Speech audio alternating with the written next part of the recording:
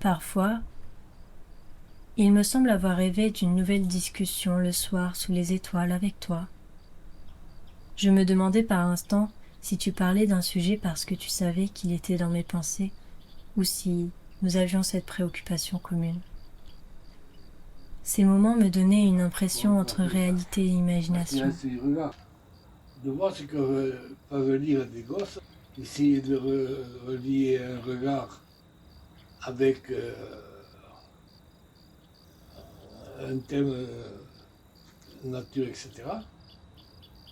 Mais bon, c'est peut-être un peu trop dur pour l'âge. Ça les ouvre vers ça, vers le regard d'une personne. Essayer de trouver, de comprendre le regard d'une personne. Bon, ça, s'il le faut, ça ne sert à rien, parce que les gosses, ils vont te faire un truc, et puis 15 jours après, ils ne s'en rappellent plus. Mais ça peut susciter Des questionnements. Ouais. Mais bon, ce que je pense n'est pas forcément bon. J'aurais encore d'autres idées qui viennent. Moi, ce soir, j'ai pensé à ça. Ouais. Pourquoi, comment, je ne sais pas. Travailler sur le regard, comprendre un regard. Savoir reconnaître un regard heureux et un regard malheureux. Là, tu as un sujet là pour 3 jours. Si tu m'écoutes, des idées à la con, je vais t'en trouver 50 000.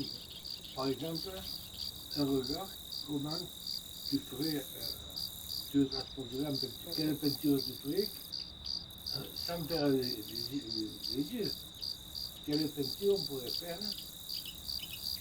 en pensant à ce regard. Et j'ai un tout livre là aujourd'hui, qui avait un tableau noir avec un coup de peinture rouge, un truc comme ça, je ne sais plus comment c'est, 2 trucs ronds, bleus, et puis un autre truc. Ouais. Bon, je n'ai pas pu voir qui c'était, mais le Toubi avait encadré ça dans son carnet. Alors, si tu dis un regard, comment on peut faire, mais bon, est-ce que les gosses sont capables de comprendre ça? Un regard, ça peut être, je sais pas, tu vois, en 4 traits, quoi. Tu nous appelles? Je veux voir. Je venais une méthode un peu. C'était rarement de longs moments, c'était seulement des moments éphémères que nous accueillions parce que pour toi il n'y avait rien de plus important que d'être auprès de ta femme comme tu l'as toujours fait. Et la fatigue que cela engendrait te faisait te perdre dans tes propres mots. Je me suis demandé comment cette histoire avait commencé. Je voulais piocher dans le souvenir des autres. Mamie Salvat trouvait que Jackie n'était pas trop doué en maths. Et j'ai entendu ça, j'ai dit tiens, il y a mon copain Loulou qui est très fort en maths. Ah bon, on pourrait les faire venir. Et puis voilà, Loulou est venu donner des cours de maths à Jackie. Et puis ça s'est très bien terminé puisqu'ils se sont mariés. Je passe sur les détails.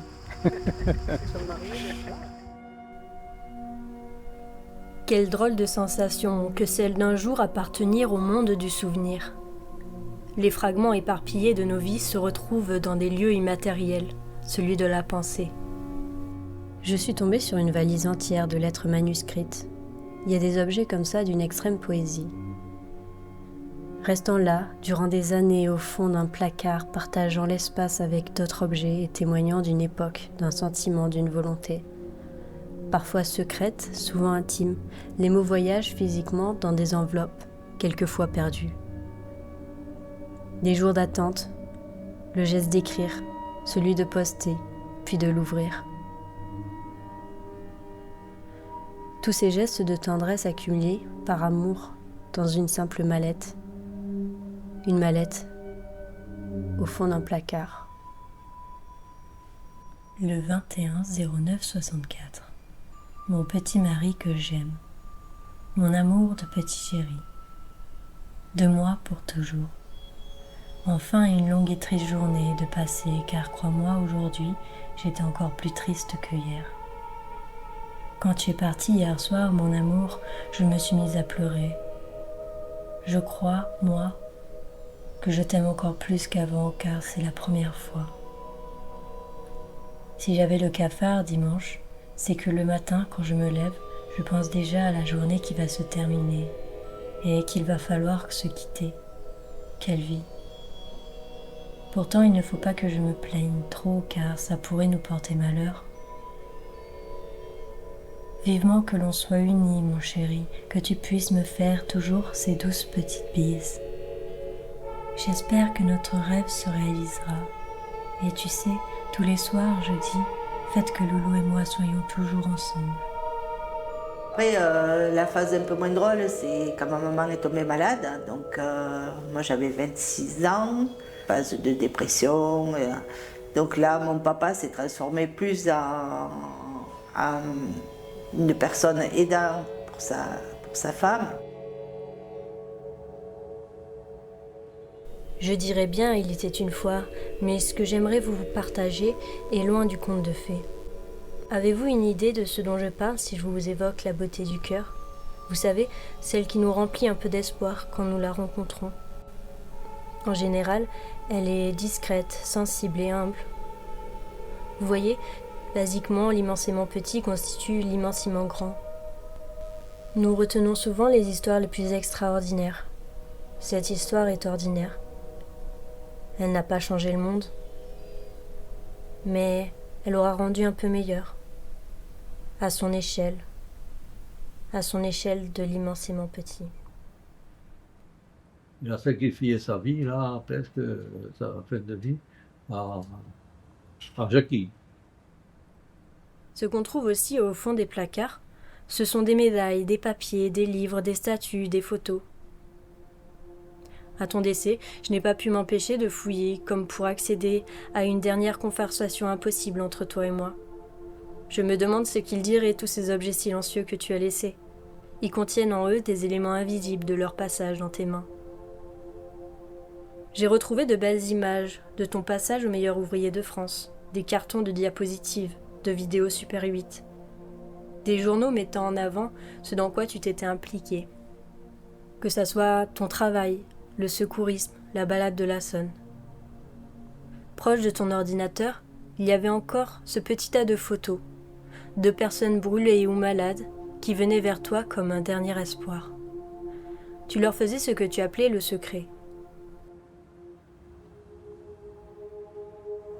Mamie Jo, donc, sa maman lui a transmis le guérir le feu, les zonas. Et ça marchait bien parce qu'il y avait des gens qui venaient, qui avaient des cancers. Et ils arrêtaient le feu. Ils étaient très contents. Ah, il ne faisait pas payer, lui. Il nous portait ce qu'on voulait, mais pas d'argent. Oh, il était près des gens quand même. Hein. Surtout sur la fin, là. Tous les cancéreux qui venaient le voir, les voisins et tout, pour qu'il les soulage, les uns assis, les autres là. Il était formidable. C'est vrai. C'est généreux. Tu m'avais raconté avec douleur tes nombreuses recherches concernant ce secret. Tu étais sur des groupes, tu avais lu de nombreux livres, mais n'avais jamais réussi à adapter ce don pour aider ta femme. Et tu t'en voulais pour ça. Tu aurais aimé un miracle. Comme un chercheur, tu te tenais au courant des avancées, des théories sur la maladie de Parkinson.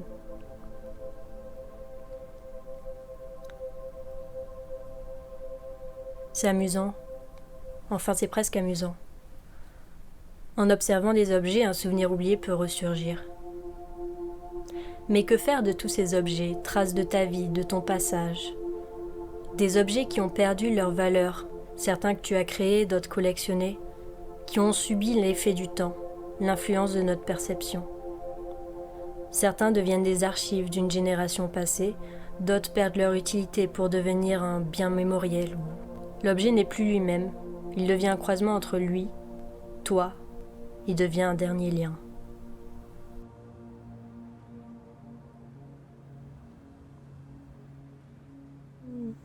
Alors là, il y en aurait des choses à dire sur le proche aidant. Il s'en est donné, ce loulou, par la maladie de Jackie, à fond, à fond. Il était même peut-être plus doué que les docteurs. Il en savait, il a cherché dans les livres, dans tout ce qu'il pouvait pour l'aider. Et il en savait des choses. d'une patience impossible. Il pouvait passer des journées à lui tenir la main quand ça n'allait pas. Grâce à lui, elle a vécu beaucoup plus longtemps que elle vit encore d'ailleurs, que la moyenne des Parkinsoniens. Il l'aidait de toutes les manières possibles. Il aidait autant en la stimulant moralement, ce qui était vraiment très fatigant, mais la stimuler pour qu'elle continue d'avancer, qu'elle se batte. Je crois qu'il voulait absolument être là, que pour lui c'était une évidence d'être là et d'aller le plus loin possible dans cette aide hyper lourde pour l'accompagnant. Mais je crois que c'était ce qu'il voulait, c'était de rester le plus longtemps tous les deux à la maison. Ah mais c'est l'amour, c'est de l'amour, le véritable amour. Je crois qu'il aurait, s'il avait pu retourner le monde pour maman, il l'aurait fait, parce que vraiment, il a vraiment tout essayé pour freiner la maladie le plus possible. Elle arrivait à rester en bonne santé, le mieux possible, parce qu'il était toujours là, il essayait toujours, il a essayé des régimes, il a essayé alors je ne me rappelle plus comment ça s'appelle, des patchs énergiques qui étaient censés l'aider. Il a vraiment fait, je crois, tout ce qui était possible et inimaginable pour essayer d'accompagner au mieux ma maman le plus possible, tout en la motivant, qu'elle ne baisse pas les bras. Et je pense que c'est demander une énergie absolument impressionnante. Jusqu'au dernier souffle, de toute façon, il a été là pour elle. Bonjour ma grande et toutes mes félicitations. Je viens de tomber sur la tablette là et je me suis pas fait mal. Hein.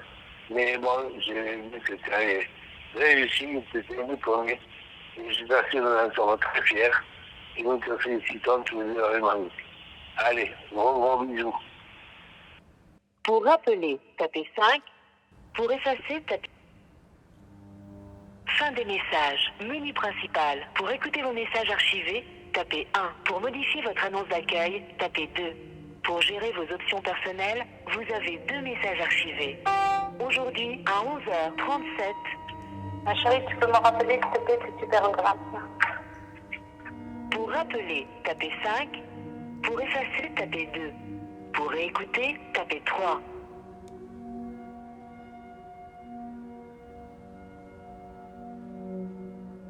Quand les rideaux se sont fermés, nous avons tous applaudi si fort que le claquement crée des picotements et mes mains pâles sont devenues rosées.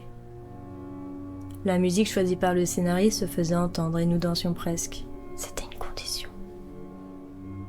L'écran continuait de passer des photos de cette prestation que nous avons tant aimée. Nous les regardions avec attention dans un sentiment étrange d'émotions multiples. Émotions partagées par la joie d'avoir été témoin de moments avec ce protagoniste hors norme, et dans celle de la tristesse de nous remémorer des scènes de cette histoire qui a pris fin et dont nous ne pourrions découvrir à nouveau. Dans le chapitre précédant cette scène finale, nous avons tous été invités à nous rapprocher du protagoniste. Le soleil s'est manifesté à travers des Velux intelligemment placés, qui, au milieu de la pièce où nous nous trouvions, créent une impression de clair-obscur. Scénographie grandiose de mise en valeur de ce dernier instant. Les plus concernés étaient autour, les mains posées sur cette sculpture de bois qui lui servait de dernière demeure, un contact par reconnaissance de cette histoire unique. Le second personnage principal était accompagné, poussé doucement par un de ses confrères car il était gravement handicapé. Assise sur son fauteuil roulant, elle tendait la main pour attraper la photo qui lui était inaccessible. Il fallut quelques secondes pour lui transmettre la photo et elle observa minutieusement le visage qui était décrit. Elle l'embrassa. C'était une scène des plus touchantes que je n'avais encore vues et j'étais prise d'une émotion si forte qu'elle m'est indescriptible par les mots. Avant l'entracte, une scène de chant et de paroles profondes qui, pour certains, seront de l'ordre du réel et pour d'autres du fantastique. Antérieurement à cette représentation, nous l'avons vue sans maquillage. Sa peau n'avait pas ces douleurs que nous lui connaissions. Il paraît qu'ils ne peuvent pas maquiller un corps qui vient de sortir de la chambre froide. C'est entre les mots chuchotés et les mots écrits que nous avons pu écrire ensemble tout ce qu'elle pensait. Minou, tu as été un super mari. Merci de t'être bien occupé de moi pendant toutes ces années. Je t'aime beaucoup, beaucoup, beaucoup.